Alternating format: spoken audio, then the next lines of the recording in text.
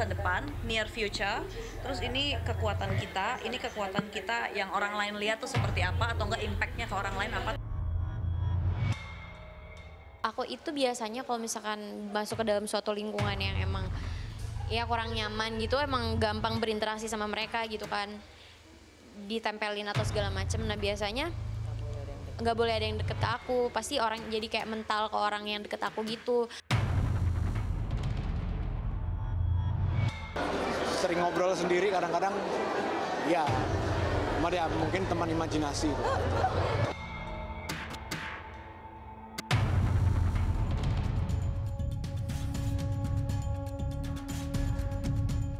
Percaya atau tidak percaya, beberapa orang di belahan bumi ada yang mengamini perihal keberadaan dunia lain.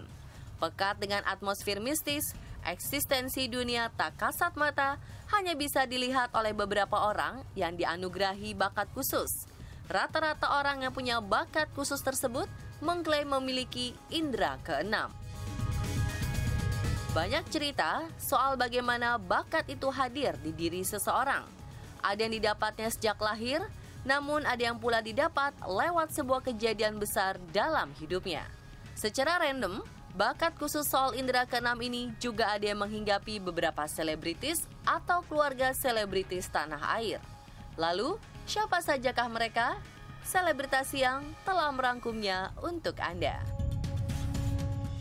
Tampilan yang cantik, lengkap dengan raut Indo campuran, rasa-rasanya sangat sulit dipercaya jika sosok Dewi Rezer punya kemampuan indera keenam. Bakat khusus yang dimiliki Dewi ini rupanya telah dimiliki Dewi sejak balita. Kemampuannya melihat ruang masa seseorang masih diasahnya hingga kini. Guna membentengi bakatnya tersebut, Dewi memilih kartu tarot sebagai medianya. Setahun laluan gitu deh.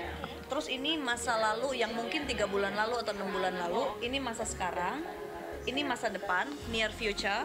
Terus ini kekuatan kita yang orang lain lihat tuh seperti apa, atau enggak impactnya ke orang lain apa. Tergantung itu energinya apa, tergantung dari orangnya apa. Kalau ini blockage kita, kira-kira yang ngalangin kita, halangan atau yang kira-kira harus diperbaikin.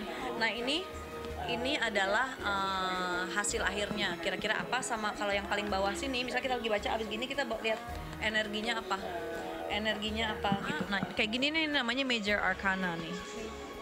Nih The Magician, terus The World, ini Major Arcana. What is that? Ini kan gimana jelasinnya? Soalnya ini bukan classic tarot.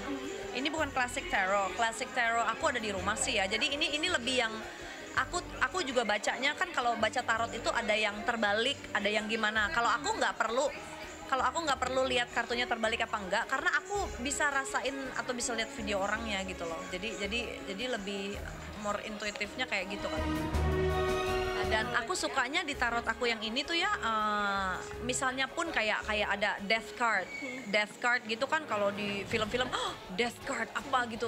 Sebenarnya kalau aku jelasin di kartu ini renewal gitu, misalnya renewal, pembaharuan. Death card sesuatu yang mati, berarti kan bukan kita yang mati, maksudnya adalah sebuah masa yang berakhir dan datangnya masa yang baru. Death card mungkin aja death card itu is a good thing for you. Jadi mungkin iya gue baru dipecat gini apa mau dipecat kerjaan, berarti akan ada. Jadi aku lebih kasih tahu yang ini di depan akan ada yang lebih baik lagi gitu. So don't worry man gitu. Jangan berkecimpung di yang sedih-sedihnya itu. Nah, aku nggak suka. Jadi aku kasih penjelasan yang baiknya.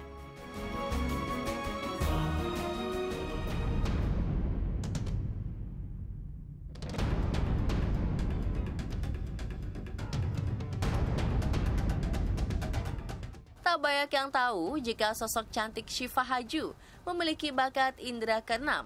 Kemampuannya berinteraksi ke dalam dunia tak kasat mata sudah didapatnya saat sang mama tengah mengandung sang adik. Jadi kan aku orangnya sensitif sama hal gaib kan.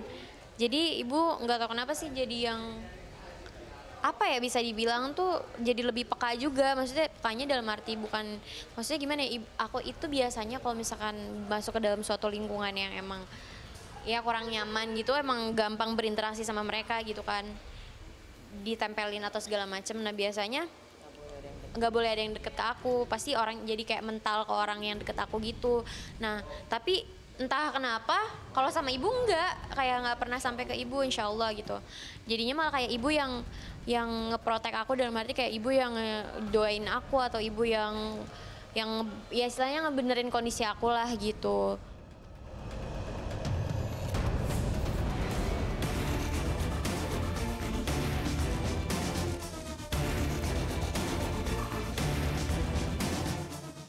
Di balik wajah ayunya, sosok Atika Sari Devi rupanya punya sisi mistisnya sendiri.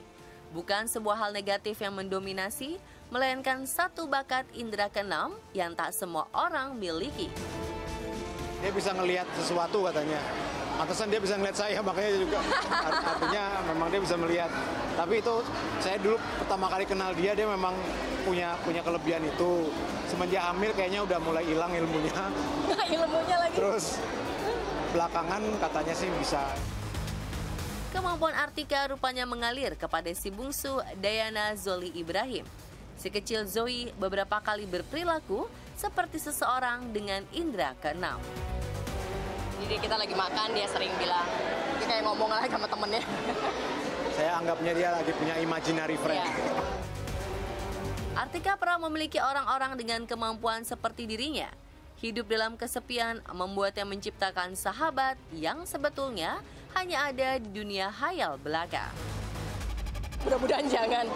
Enggak sih, cuman kalau sering ngobrol sendiri kadang-kadang ya dia mungkin teman imajinasi.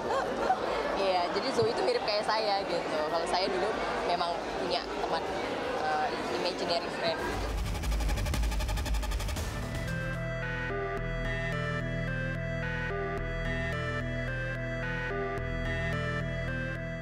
Tak banyak yang tahu jika sosok Nafa Urbah yang cantik dan seksi ini mampu berkomunikasi dengan makhluk tak kasat mata.